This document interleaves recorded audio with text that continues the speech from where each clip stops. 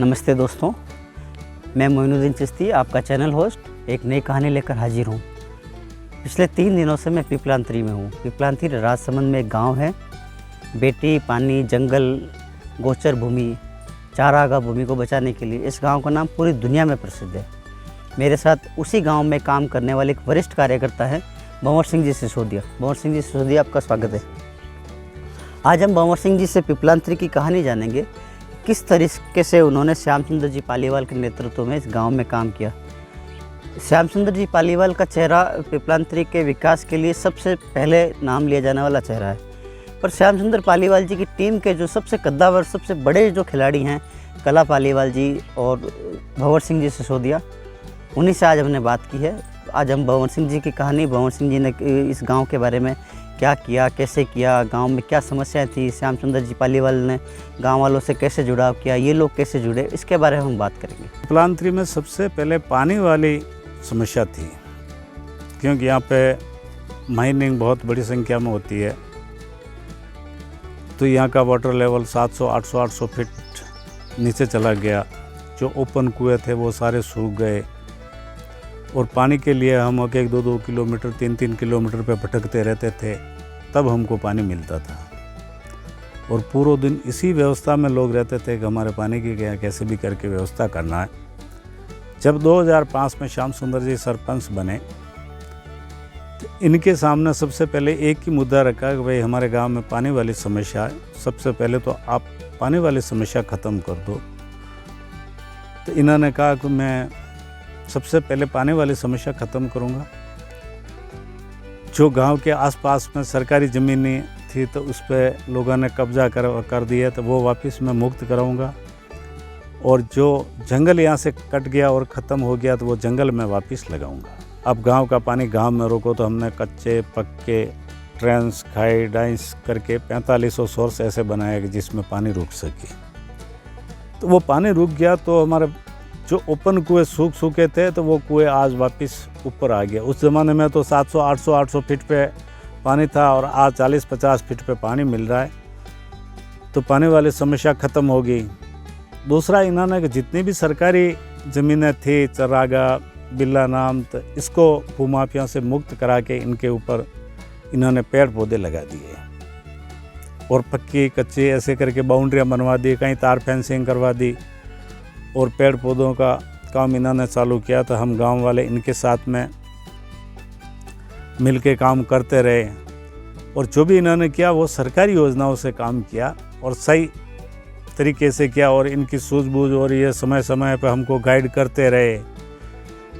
तो आज करीब 5-6 लाख पौधे इस गांव के आसपास और ज़मीन में लग गए।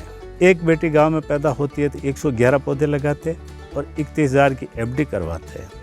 तो उसमें 10,000 रुपये तो बेटी के माँ बाप देते, 21,000 रुपये जन सहयोग या दानदाताओं से लेके 31,000 की 18 साल के लिए FD करवाते और बेटी के माँ बाप से एक एफिडेविट करवाते कि मैं बाल विवाह नहीं करूँगा, शिक्षा से वंचित नहीं रखूँगा, मेरे परिवार में कोई भ्रूण हत्या नहीं करेगा, बेटा और बेटी को मैं समान रूप से देखूँगा, न हरा पेड़ काटूँगा, नहीं काटने दूँगा। इस तरह से एक एफिडेविट करवा लेते हैं। तो वो पैसा 18 साल के बाद में बेटी को शिक्षा, शादी में इनके खर्चे में मिलते। तो एक लोगों का पेड़ों के प्रति जुड़ाव हो गया कि चलो मेरे बेटे की जन्म पे ये पौधे लगे, तो लोग आते रहते, लगाते रहते। तो इस तरह से आगे से आगे काम बढ़ रहा है।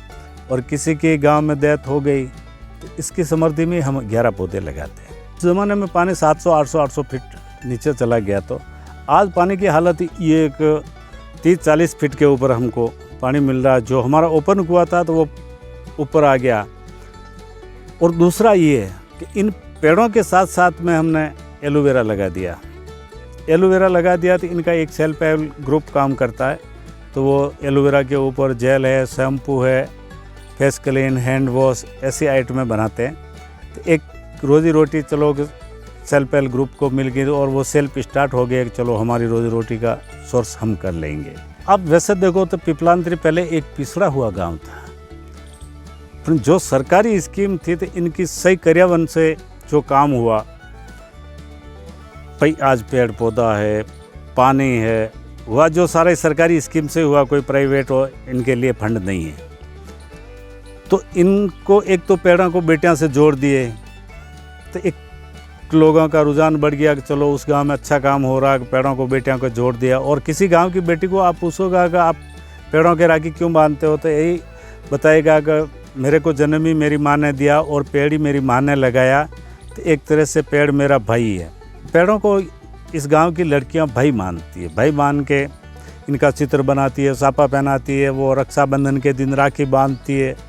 तो इससे एक लोगों का जुड़ाव है और लोगों ने सूझबूझ से सही तरीके से काम किया, तो लोग बाहर से आते हैं कि चलो ये ऐसा काम अपने गांव में करो। और हमको वो आते हैं तो हमको गर्व होता है और हम यही कहते हैं इनको कि एक पिपलांतरी में काम करने से कोई देश का भला नहीं होगा। आपको ही इसी पैटर्न पे आपको हमको सबको मिले बेटी, पानी, पर्यावरण पे काम करना ही पड़ेगा। ये आपको हमको सबको मिलकर लगाना है। अगर पर्यावरण होगा, पेड़ होगा, तो इनके पत्ते नीचे गिरेगा तो इससे मिट्टी सड़ गुड़ के वो उनकी मिट्टी तैयार होएगा, तो अपनी फसलें भी होगा, बारिश ही होगा, हरियाली रहेगा। और कहीं भी अपन बीमार हो जाते हैं, कुछ भी होते हैं, तो सबसे पहले डॉक्टर ऑक्सीजन ही देते हैं कि चलो ऑक्सीजन दे दो, फिर बाद में इलाज करेंगे। तो पेड़ों के सिवा हमारा तो यही मानना है कि कोई ऑक्सीजन फैक्ट्री में नहीं बनती, इसी से बनती है। हम तो यही कहते हैं कि आप भी इसी तरह पेड़ लगाओ और पानी बचाओ और बेटी बचाओ। आप पहली बार अगर हमारा चैनल देख रहे हैं और पहली बार किसी भी माध्यम से आप हमारे चैनल पर आए हैं, तो आप हमारा चैनल अवश्य सब्सक्राइब करें ताकि आपको ऐसी ही अनोखी कहानियाँ देखने को मिलती रहें। धन्यवाद।